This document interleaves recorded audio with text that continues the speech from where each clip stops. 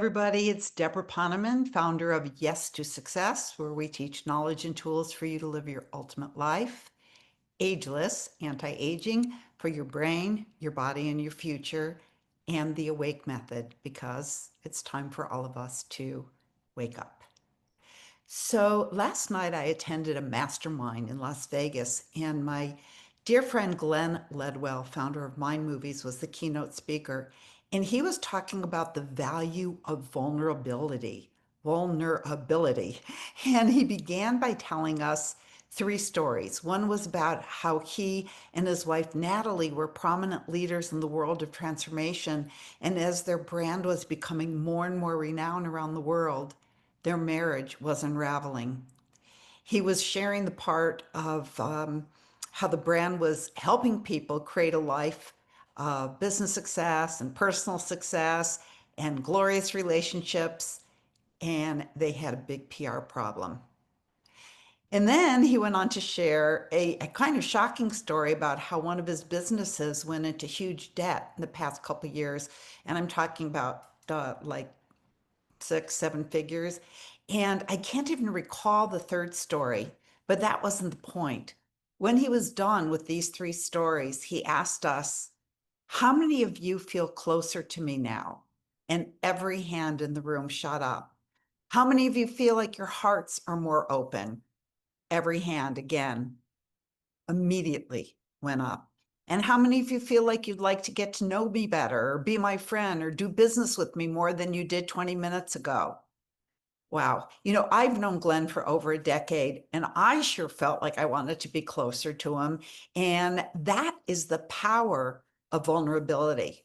I think that's why Mel Robbins' book, Let Them, is so popular, not just because the let them theory is so useful to creating a life where you live with a mindset that has the intention of bringing emotional freedom and personal peace by releasing the need to control other people's actions and instead let them, but also because she shared so many very vulnerable personal stories about herself and her marriage and her kids and challenges with friends and being left out.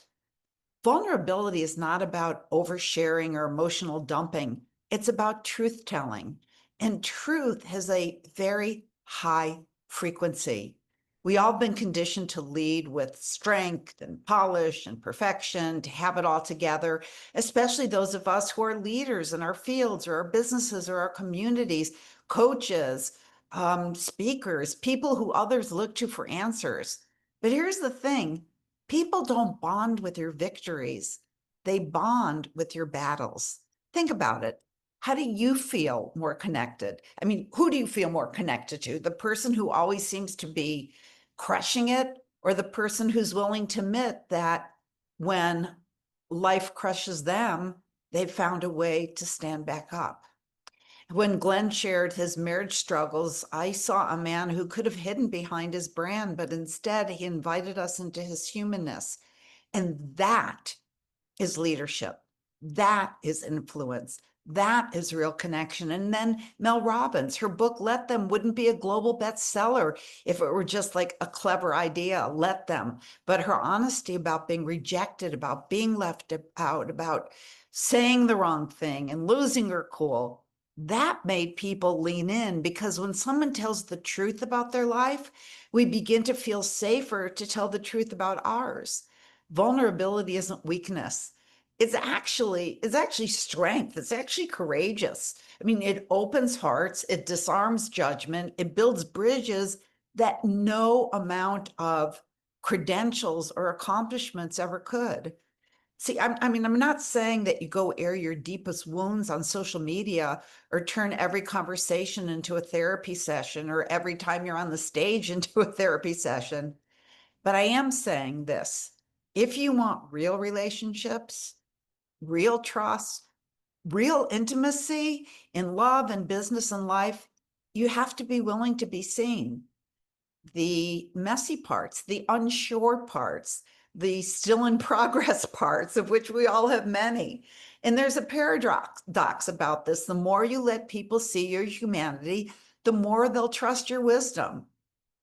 The more honest you are about where you're still growing, the more others will believe in what you're sharing with them.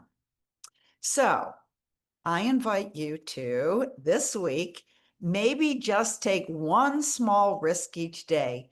Tell the truth when someone asks how you're doing. Admit it when you don't have the answer.